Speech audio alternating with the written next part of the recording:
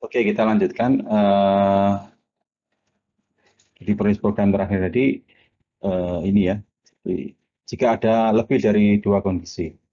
Sebenarnya sih tidak dua kondisi, banyak kondisi pun bisa. Misalkan kita mau Pak buat else if lagi di bawahnya sini, ya kita tinggal nambahkan aja di baris programnya ini.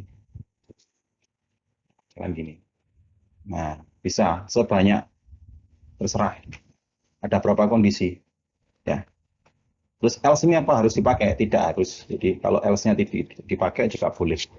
Cuma ketika ada kondisi yang tidak memenuhi syarat ya, maksudnya ada misalnya tidak masuk ke kondisi yang ini, tidak masuk ke kondisi yang ini, tidak masuk ke sini, tidak masuk ke sini, komputer akan ya tidak akan mengisi program apapun, ya dia akan bingung kan. Ya, atau mungkin tidak akan menampilkan tulisan apapun lah. Dia tidak dikasih tahu kalau ada kondisi selain ini semua. Oke, lanjut. Ya, di itu kita langsung ke switch case.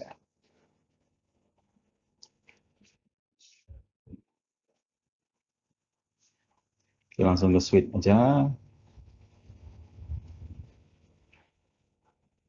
Switch ini sama dengan hanya cara nulisnya yang berbeda. Nah, contohnya adalah ini.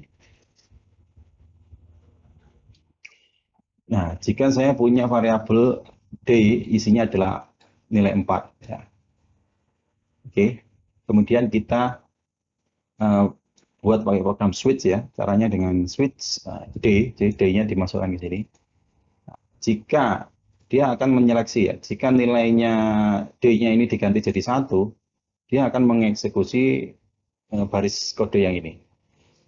Jika dia nilai D-nya diganti 2, dia akan eksekusi yang ini. Jadi kalau 3 ini, 4 ini, 5 ini, 6, 7, dan ya hanya 7 berarti, hanya ada 7 kemungkinan, hanya ada 7 kondisi. Ya, jadi tergantung programnya apakah butuh yang ini atau butuh yang if ya. Tapi mungkin yang paling banyak dipakai yang pakai if itu tadi.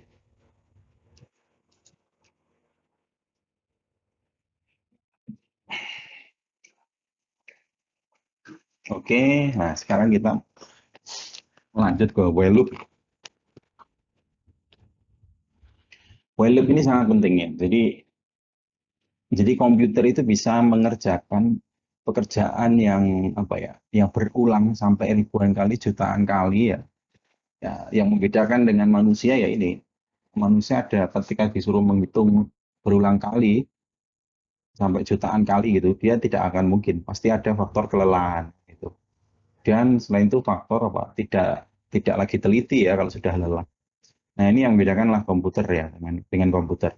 Komputer ini kalau kita mau membuat instruksi dia harus bekerja atau menjalankan sebuah apa kerjaan yang berulang hingga jutaan kali, ribuan atau jutaan kali, ya kita akan membutuhkan bantuan looping ini, while apa atau kita istilahnya loop ya, ada loop, ada while loop. Itu kita ini istilahnya punya sebagai looping ya atau berulangan. Nah, ini penting banget di semua bahasa pemrograman pasti ada looping ini dan banyak dipakai ya. Ya, jadi kekuatan bahasa pemrograman itu di sini. Kekuatan komputer itu nanti kelihatan di sini ya. Mana dia bisa mengerjakan pekerjaan yang berulang tanpa ada kesalahan dan tanpa ada kelelahan. Nah, oke. Jadi seperti apa perintah while loop ini? Jika saya mempunyai sebuah kondisi, ya, kondisi itu terpenuhi yang bersama dengan if tadi ya, saya akan mengeksekusi program itu. Nah, masalahnya ada kondisi ini seperti apa ya dimaksud kondisi di sini? Oke, kalau kita lihat di sini ya, contoh ini, integer main ya, saya punya variabel i, tipe datanya integer, saya kasih nilai 0. Nah, ketika while itu kan artinya ketika ya, ketika i kurang dari 5, ketika i kurang dari 5, saya akan apa? Cout i. Jadi saya akan menampilkan nilai i saat itu. Jadi bisa dibilang gini, ketika I saat ini atau saat itu ya, atau saat ini aja. Ketika I saat ini nilainya kurang dari 5, maka saya akan menampilkan nilai I, ya, nilai saat itu. Nah, contoh nih, contohnya berapa? 3. Oh ya, bentar, ini kan 0 ya. Oke, kemudian bentar, ini I-nya I plus plus, kan gitu. Maksudnya gimana ini I plus plus? Maksudnya itu gini, ya. Nah, misalkan saya punya variabel I awalnya 0 ya. Apakah 0 kurang dari 5? Iya, benar, ya kan? Maka dia akan mengeksekusi menampilkan angka 0 ya. Kemudian angka 0-nya itu ada increment di sini, ditambah 1 ya. Increment kalau kita nulis I plus plus gini maksudnya eh, nilai I tadi itu ditambah 1. Jadi kalau pertama saya punya angka 0 ya, ya. Kemudian di program ini adalah ngomong ketika 0 kurang dari 5, ya benar ya. 0 itu memang kurang dari 5, ya kan? Maka saya jalankan ini. Apa itu? Angka 0 tadi saya tampilkan. Oke, selesai. Setelah itu, angka 0 itu tadi saya tambah lagi. Tambah 1.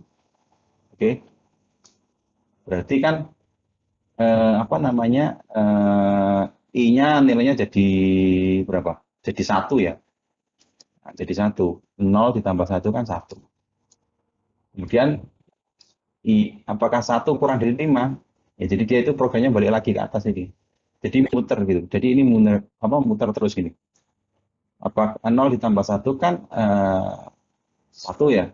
Dia akan naik lagi ke sini. I adalah 1 sekarang. 1 kurang dari 5. Benar ya?